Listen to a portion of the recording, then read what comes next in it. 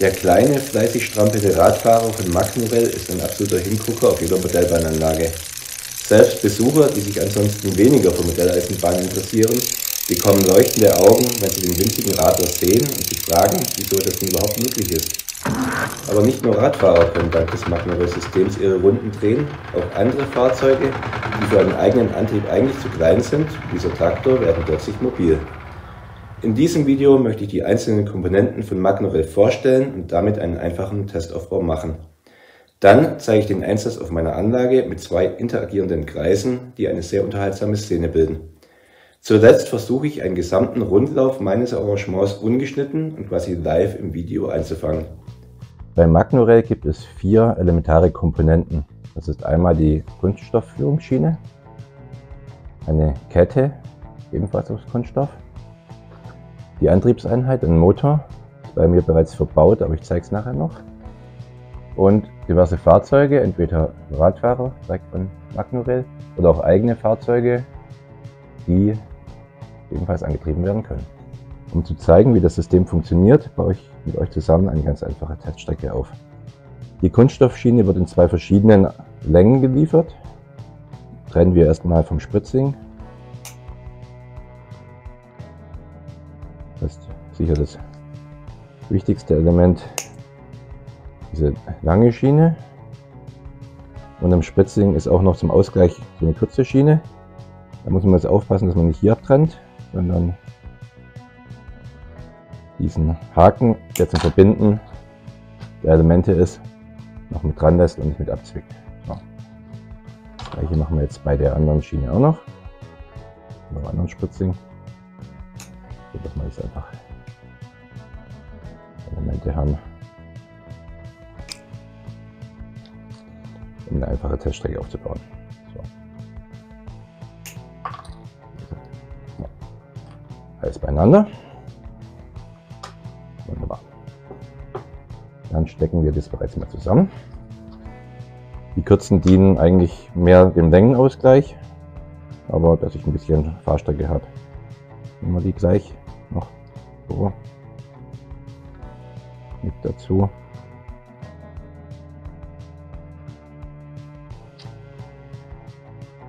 So, nein, nicht so.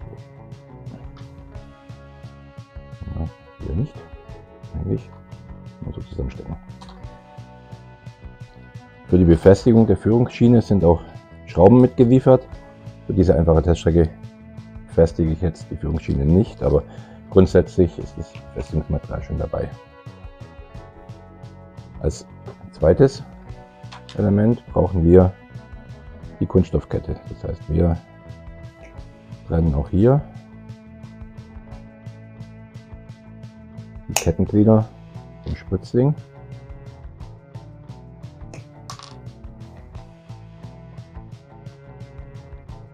Da brauchen wir jetzt ein paar mehr, um eine Kette zu bekommen.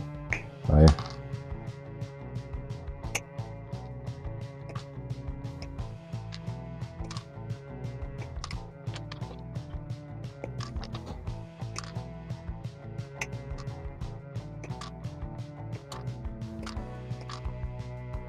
So, ich denke, das reicht. An der abgetrennten Seite hat man teilweise natürlich noch eine scharfe Kante. Das verfeile ich ein bisschen, sodass hier die Kante auch etwa rund ist. Wie man sieht, brauche ich mich hier hoffentlich nicht zu verkünsteln.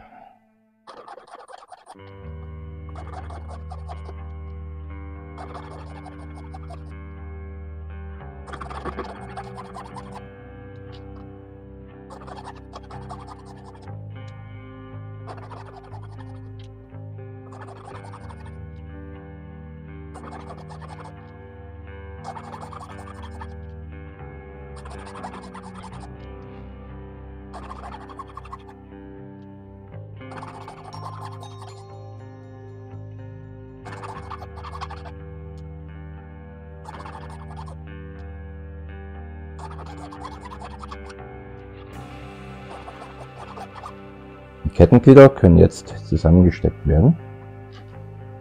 Und zwar gibt es hier ein Ende mit einem Stift und auf der anderen Seite die passende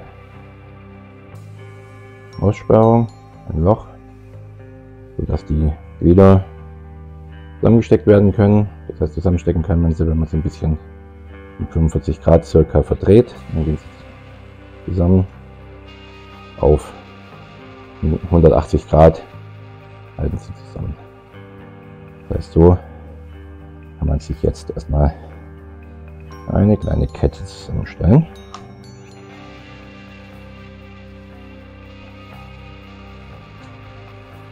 So, und teilweise gibt es Elemente, die klemmen. Ich habe nicht herausgefunden, warum. Aber ich lasse mich nicht ärgern, ich tue es einfach weg. Es gibt genug.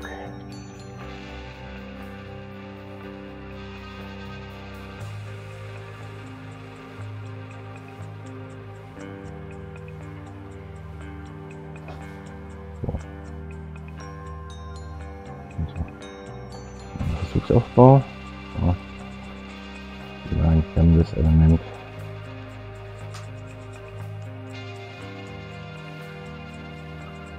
Hat auch vielleicht was damit zu tun, dass ich es nicht sauber verschliffen habe. Aber wir sortieren einfach aus.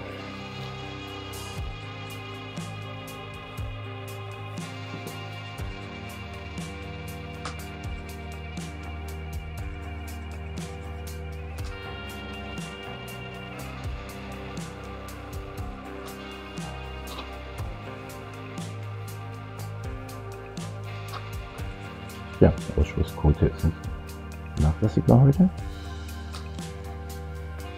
Aber es reicht.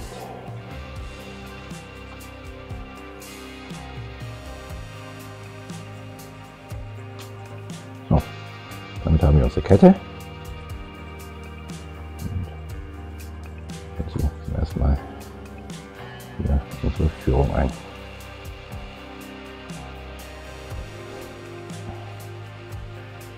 Dann kommen bereits die Fahrzeuge ins Spiel.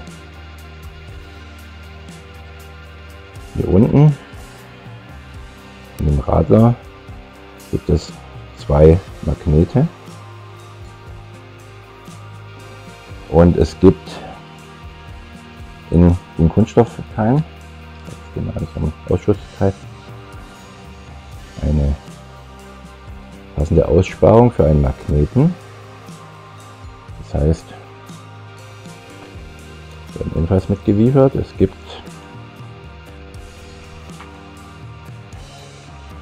Führungsmagnete,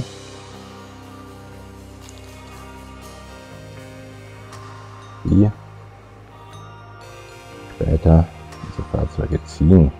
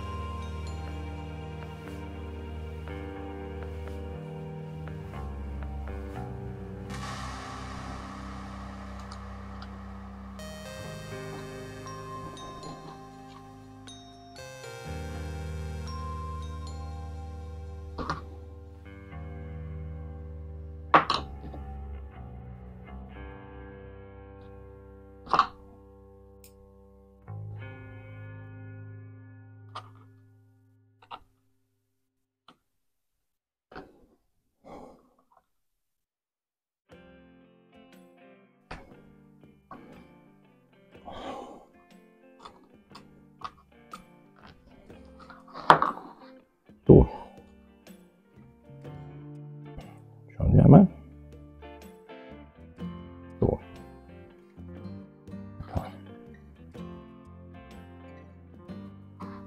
Zum Auffüllen der Zwischenräume zwischen den Magnorail-Schienen verwende ich 8 mm Pappesparholz oder 2x4 mm Korktapete oder was auch immer 8 mm dick ist.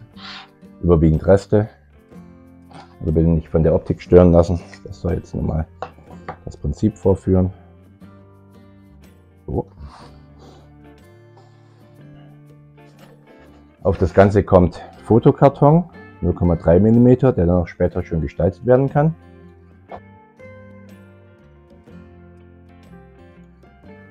Und wenn ich jetzt an der Kette, wenn ich die Kette jetzt bewege, sieht man den Fahrradfahrer strampeln.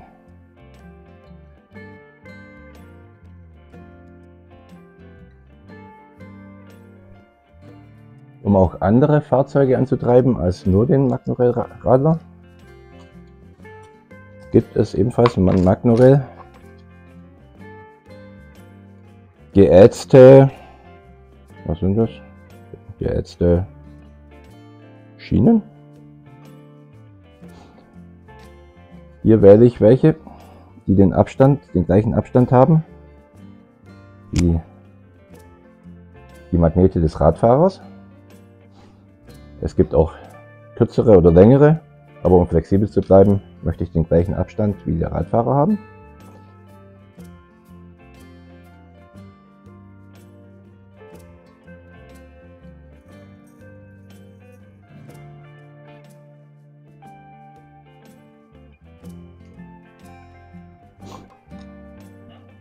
So, das ist jetzt die Schiene. Ist auf einer Seite brauche ich eine Nase und ein Dorn, um das Fahrzeug zu ziehen. Auf der anderen Seite brauche ich diesen nicht, kann ich entfernen. So. Dann biege ich gleich den Dorn nach oben. Mit diesem Dorn werde ich das Fahrzeug auch bewegen. So, richten wir kurz das auf den Magneten aus. Das Messing ist natürlich nicht magnetisch, aber dafür kommen jetzt diese dünnen Magnete ins Spiel, die ich schon mal vorher von den anderen Magneten gelöst habe. Die sind so klein, muss man aufpassen, dass man die nicht verliert. Die sind wirklich hauchzart.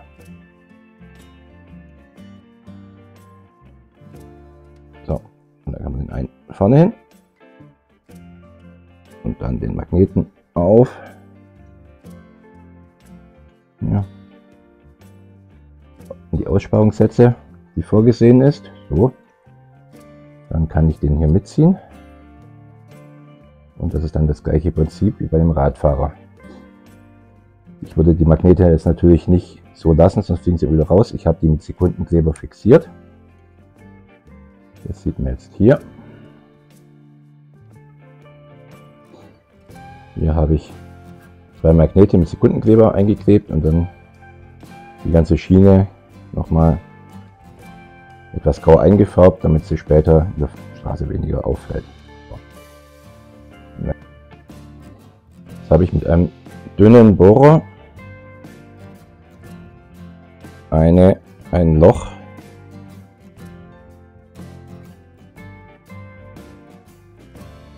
zur Aufnahme des Stiftes oder des Dorns geschaffen, sodass wir den Traktor aufsetzen können. Das ist diffizil. So.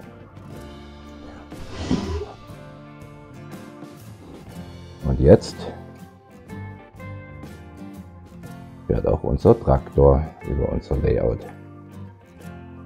Um die Kette nicht immer manuell antreiben zu müssen, gibt es von Magnorail einen motorischen Antrieb, der über ein Gummirad die Kette antreibt. Damit ich die Geschwindigkeit flexibel einstellen kann, habe ich dazu noch ein variables Netzteil, ebenfalls von Magnorail, eingesetzt, mit dem ich die Geschwindigkeit noch anpassen kann.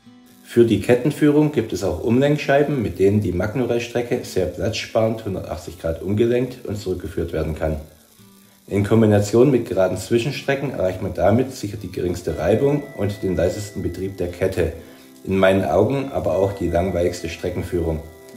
Fahren alle Fahrzeuge ständig im selben Abstand und mit derselben Geschwindigkeit eine Straße hoch und runter, wird das Arrangement sehr schnell für den Zuschauer durchschaubar und langweilig. Bei dem Magnorail-Layout auf meinem aktuellen Anlagenprojekt habe ich versucht, das etwas anders zu lösen. Doch schauen wir uns zunächst zur Orientierung den Plan der Modellbahnanlage an, die im Laufe der nächsten Jahre in unserem 32 Quadratmeter großen Hobbykeller entstehen soll. Links unten in der Ecke befindet sich das bereits fertiggestellte Anlagensegment mit den Magnorel-Strecken. Auf einem selbsttragenden Kasten aus 10 x 40 mm Kiefernleisten, auf die eine 10 mm dicke Pappesparholzplatte aufgeschraubt ist, sind 2 Kreise ausgebildet. Auf dem einen soll ein Radfahrer, auf dem anderen ein Traktor seine Kreise ziehen. Wobei die Fahrzeuge natürlich auch jederzeit ausgetauscht und neue Ideen umgesetzt werden könnten. Durch ausgiebige Stellproben habe ich sichergestellt, dass der Fahrradfahrer durch das Tor der Polarwerkstatt hindurchfahren und der Traktor das Auhagen Mehrfamilienhaus umrunden kann, ohne irgendwo anzuecken. Zusätzlich zu den beiden Magneten in jeder Kette mit einer senkrechten Ausrichtung der Nord-Süd-Achse, die die Fahrzeuge ziehen, habe ich in jeder Kette noch einen Magneten angeklipst, dessen Nord-Süd-Achse waagrecht liegt und quasi aus der Führung herausschaut. Diesen benutze ich, um die Fahrzeuge punktgenau an ihren geplanten Parkpositionen anhalten zu können. Dafür gibt es neben der Kettenführung des Traktors einen, neben der des Radfahrers 2 Riedkontakte an den entsprechenden Positionen. Sobald der Riedkontakt einen Schaltimpuls ausgibt, wird das entsprechende Fahrzeug gestoppt und stattdessen das andere Fahrzeug gegebenenfalls gestartet. Nachdem die Technik soweit fertig war, habe ich, wie beschrieben, die Zwischenräume mit 8 mm dickem Material aufgefüttert und alles flächig mit Fotokarton beklebt. Dann konnten die Häuser aufgestellt, die Straßen mit Folie oder bedrucktem Karton geformt und schließlich die Landschaft ausgestaltet werden. Schauen wir uns das Zusammenspiel der beiden Magnorel-Fahrzeuge doch nun einmal an. Die Startposition des Traktors ist auf dem Weg mit Rasengittersteinen, der durch das kleine Gartengrundstück hindurchführt. Für den Zuschauer unsichtbar hinter den Häusern wartet der Radfahrer in der Zwischenzeit auf seinen Einsatz. Durch einen Schaltbefehl beim Miniaturwunderland in Hamburg wäre es dann wohl der Knopfdrücker, fährt der Radler los. Durch das Tor der Autowerkstatt hindurch kommt er in das Blickfeld des Betrachters und fährt den Weg entlang, bis er den alten Herrn mit seinem Hund erreicht. Hier stoppt er automatisch und startet den Traktor. Dieser fährt nun einen kompletten Kreis, erst an der Personengruppe vorbei, dann um den Mietblock herum, um schließlich wieder an seiner Startposition anzukommen.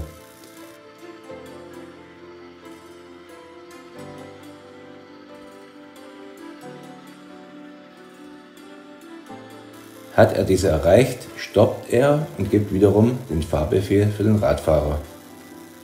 Dieser strampelt fleißig den Weg am Kartoffelacker vorüber, dann den schmalen Fußweg hinter dem Transformatorenhaus und dem Gartengrundstück vorbei.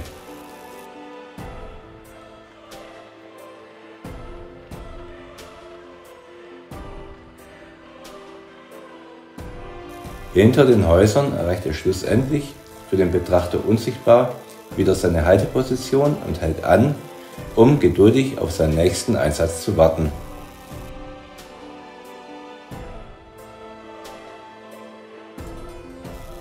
Soweit für heute der Einblick in das Magnorel-System und wie ich versuche, damit Besucherinnen und Besuchern ein Lächeln ins Gesicht zu zaubern. Schön, dass ihr heute wieder mit dabei wart. Bis zum nächsten Mal.